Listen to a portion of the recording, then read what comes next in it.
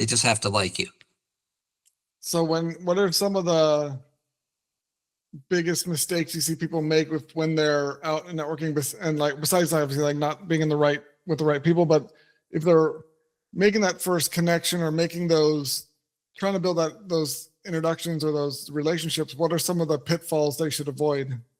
Well, and that's a good question. A lot of people just don't make a good impression. Like I get emails from people where there's a lot of typos. And it just, it just shows a lack of caring that you didn't even look at your email to see that there were these typos. Not that you're speaking in broken English or things like that, but it just doesn't make a good impression. Your business's success depends on relationships with customers, relationships with employees, and relationships with stakeholders. What do they all have in common? They're all human. Because no matter if your business is B2B or B2C, it's really H to H, human to human. Welcome to the Human Connection Podcast. I'm your host, Carl Ponto. Each week, I'll bring you stories, insights, and practical advice from experts that you can apply to your growing company and daily life. This week, I'm excited to connect with Joel Bash. Joel is a distinguished professional specializing in business development, renowned for his ability to connect clients with their ideal target market. His extensive personal network, comprising over 17,000 business professionals, enables him to facilitate valuable introductions that consistently result in successful client engagements. His commitment to fostering meaningful connections has earned him accolades from clients who laud his reliability and effectiveness in driving professional relationships. His systematic approach to introductions not only exemplifies a disciplined methodology in business networking, but also underscores his deep understanding of the industry's dynamics. With a Bachelor of Business Administration and Marketing from Hofstra University and decades of experience as the president of both Joel Bash and Company and the Beverly Hills Business Organization, he has established himself as a pivotal figure in business development. Congrats on fostering meaningful connections, and welcome to the Human Connection Podcast. Thank you very much, Carl. So I really like your approach and the focus you have on helping people repeat past successes, because especially early on, if in a business like lifespan or an entrepreneur's lifespan, they get some successes, but don't really take the time to understand how it came to pass and what they can do to repeat that. And so what is your approach that helps people go from kind of happenstance or kind of circumstantial success to repeatable systemic success? Well, first they have to understand, who their target market is. That's what most people don't, where the focus is not being done. People are just going to events and meetings with the hopes of meeting their target. Imagine if you wanted Chinese food and I brought you to a generic restaurant and you said, boy, I hope they have it here. Instead of going to the Chinese restaurant where they have it. Now, business development, you don't know where it is per se. You have to go to that restaurant and eat what they give you instead of getting a menu. That I'm providing people with a menu to say, look, tell me how you get business. Let's say you get work from tax attorneys. Well, logic says if I know 10 tax attorneys, I should know 20. If I know 20, I should know 40, because they have the business. Like the Chinese restaurant has the Chinese food. If that's what you want, they have it. So who has my business? Whomever has it, they can't give it to you unless they meet you, know you, and like you. So your best clients, your best introduction started with, hi, I'm Carl. But why did that work? Because it fit a certain mold, a certain criteria. Who wouldn't want to replicate that? You have to be in a position to win. So if you meet someone, they say, Carl, you're great, you're wonderful, I love you, but I can't refer you business. That's good for friendship, but not good for business. Yeah, I think and I think we met through a networking group where there's often, and like a lot of people, when they go out networking, they aren't coming at it with that same focus. Like they come there with it, they want something from it, but they're not taking the right steps, and they're actually networking to find those correct connections for themselves and their business. And becomes a lot of kind of chronic networking where you're connecting people with people that are nice to meet, but it's not really a good client for them or someone who can actually close business. And so you don't get the ROI from all the effort. I know I've been guilty of that in the past, and I've been working on improving it for myself. So what are what's gonna your approach or your strategy that really turns the tables for people and actually helps them get that ROI? Well, like you said, it's just it's very simple. You have to know who your target is. Back to my Chinese food example.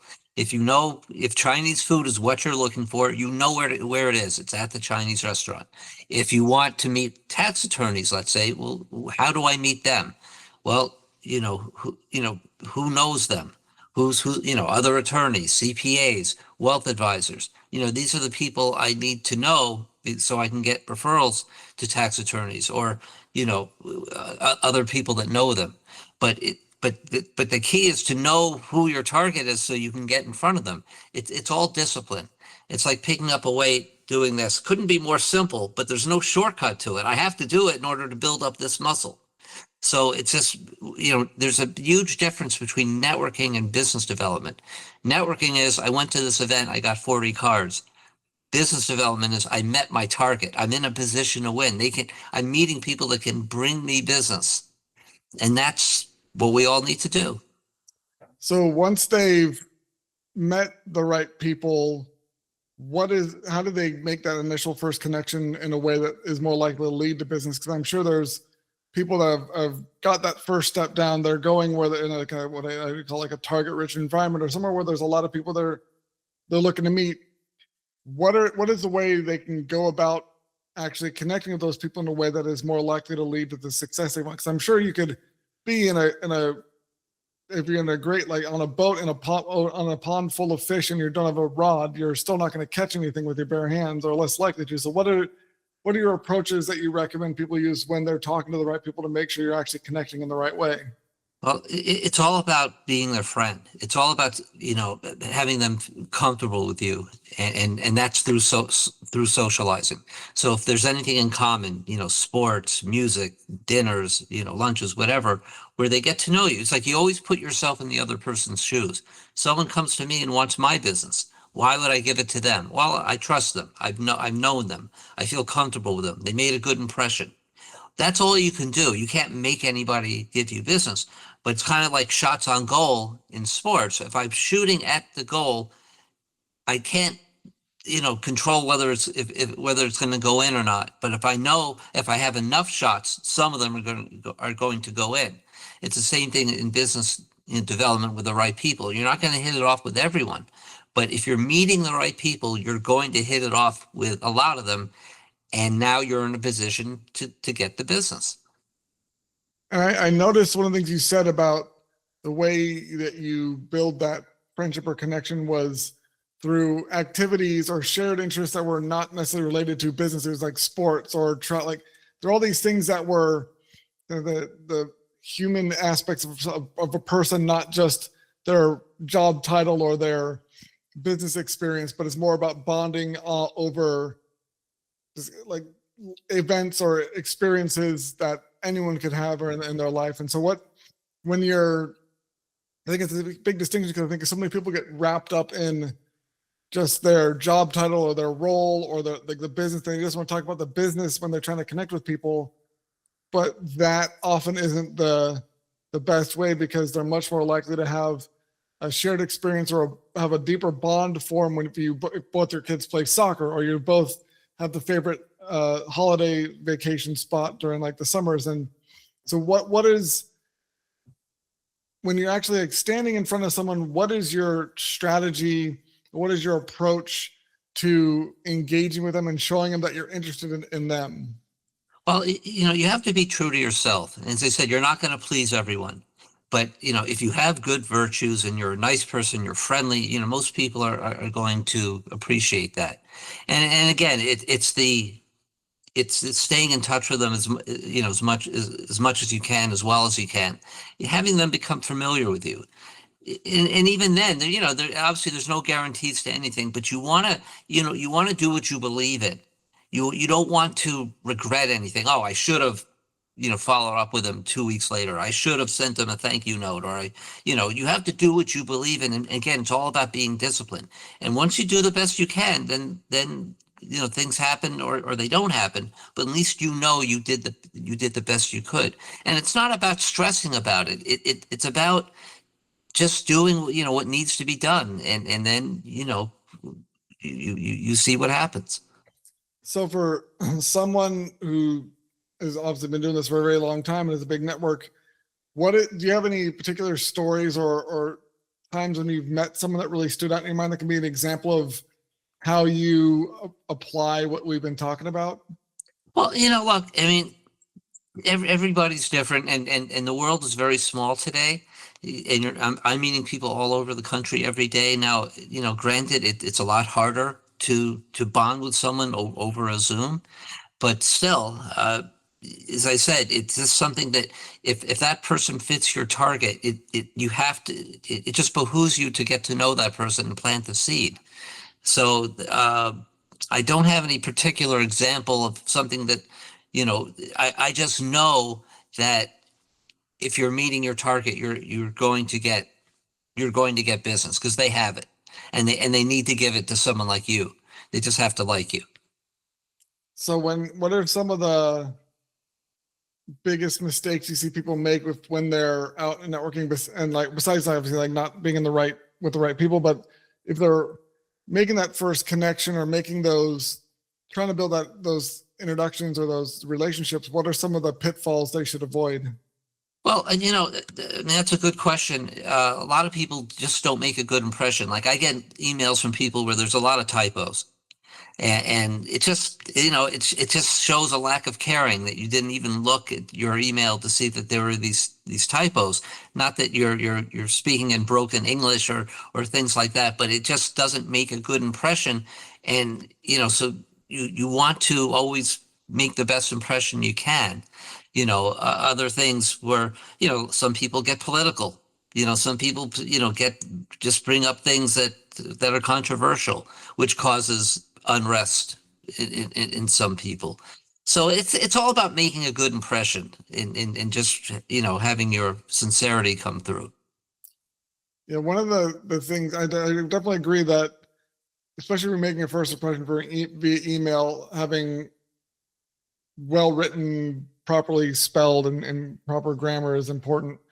And having avoiding the kind of divisive topics when you're trying to build a relationship, especially from the early early on in a relationship, to get that foundation built. But you don't want to have bring up those topics. It also seems like one of the things that I've seen people make the mistake of doing is trying to be interesting or trying to impress people instead of being interested in what the other person's doing. Because I think there's a lot of if you're really, especially if you're excited about what your company's doing or what your business is doing, it's very easy to talk on and on and on at length and make the mistake of thinking that everyone's going to be just as excited about it as you are. Whereas if you're asking the right questions about and showing interest in what other people are saying about what they're doing and what they care about, then it's a way to make them feel like they're being seen, heard, and understood. And that is one way that I think you can build a lot stronger bonds with people when you're making those initial interactions. Yeah, correct. I mean, it's always the golden rule is always applying. Don't do to others that you wouldn't want them to do to you. If you're speaking too much and it's too one-sided, you say, well, how would I feel if someone's talking to me for half an hour about just what they do and not asking me about me? So it's just being cognizant and aware of all these things. And again, just being genuine and nice and friendly and attentive. Just being on top of all these relationships. What do I need to add? What do I need to do? Who do I need to follow up with? It's all discipline. And I think there's also something to be said about going in with the mindset of not trying to get something from the initial connections, but what can I do to add value to the people across me? So if you're going out networking and you're always thinking, okay, I need to find a client here, you're going to come from a mindset of just trying to sell to people, and you're going to be filtering people out, and you're not really connecting with people as people because you're seeing them as clients. But if you go out and you're interested and you're asking questions and you're seeing how you can add value to people that are in the room there, then they're more likely to, if they are a potential client, much more likely to want to work with you because you offered value. But then also, even if they're not a perfect fit, they probably know at least 100, 150 people or so in their network that could be good referrals for you. And if they end up liking you because you asked questions, you showed interest, and you added value to that relationship, then that makes it likely that they'll want to refer you to someone who is a good fit. But if you just go and pitch them the whole time, or you're trying to sell, you're obviously coming at it from just a purely transactional standpoint and not adding any value to that relationship. Then you're basically going around burning bridges at every event because you're coming across, oh, that's that guy who's going to try and sell me something. I don't want to talk to him. I don't want to listen. And you're getting doors shut in your face all the time, or you're shutting doors in your own face by not adding value to those relationships first. Yeah, no, these are all valid points. And again, it's all about being cognizant. It's like you have to have something people want, not just your product, but your presentations. Like you go to a restaurant, the food's good, but it took half an hour to get there, or the waiter or waitress was rude. So you won't go back even though the food's good. I mean, and then other times the service is fantastic, but the food wasn't that good, or the prices are too high. I mean, everything has to fit. Everything has to be right. Now, again, you're not going to please everyone, but as long as you're, as I say, genuine and friendly and again, cognizant of how relationships work, and not being one-sided, having something people want, not just your product, but your presentation. Yeah, and having all those kind of different aspects of it at a high level is important. One of the things I was been thinking about as we've been talking about networking is, and we both are people that make a lot of introductions, connecting to different people. What is your kind of approach to identifying who's a good connection for someone? So what is kind of you can make like strategic approach to networking. So when you're looking for referrals for someone else in your network, what are the kind of main things you're looking for that help you identify that someone's a good referral for someone in your network? Well, 99% of my clientele, they know who their target is. If they don't know, it's a problem. How could you try to get business if you don't know who to try to get it from? It just wouldn't be prudent. It would behoove you to know who your target is. So they know who their target is. They're placing an order with me. Joel, I want to meet CPAs. I get a lot of work from CPAs. And I'm a good networker, but I just don't have the time to go to all these events and vet all these people and try to, if there's a CPA there, if there's one there, I've exhausted that, or that CPA couldn't help me. I need something, more efficient. I need to accelerate my business development process. 2,000 CPAs, you could vet them and line them up for me. I mean, I love that mechanism. I'm their leverage. So it's basically about, and how many how many people at the same time are you looking at for referrals for? Do you have a few people at a time you focus on to help it really scale, like narrow it down, or you kind of have a pretty broad net for each person going all the time? Well, I mean, just depending on the person, but as I said, they're placing an order and I'm filling it. It's just because I've met everyone, I don't introduce anyone I haven't met. I could vet them. I could vouch for them. It's all for me. It's all about nice, friendly people. So again, it's all about, being in a position to win. If you want to meet tennis players and I bring you to a hockey game, you're going to be disappointed, but if I bring you to the tennis club, you're going to be very happy. You now say, this is where I need to be. This is where my business is, but without you, Joel, so to speak, I just wouldn't have the time to get there. Yeah, that makes sense. Cool. Well, thank you so much for connecting with me today, Joel. If you enjoyed this episode of the Human Connection Podcast, please leave a review, and share it. If you'd like to connect with myself or Joel, check out the links in the show notes. And remember, no matter if your business is B2B or B2C, it's really H to H, human to human. Happy connecting.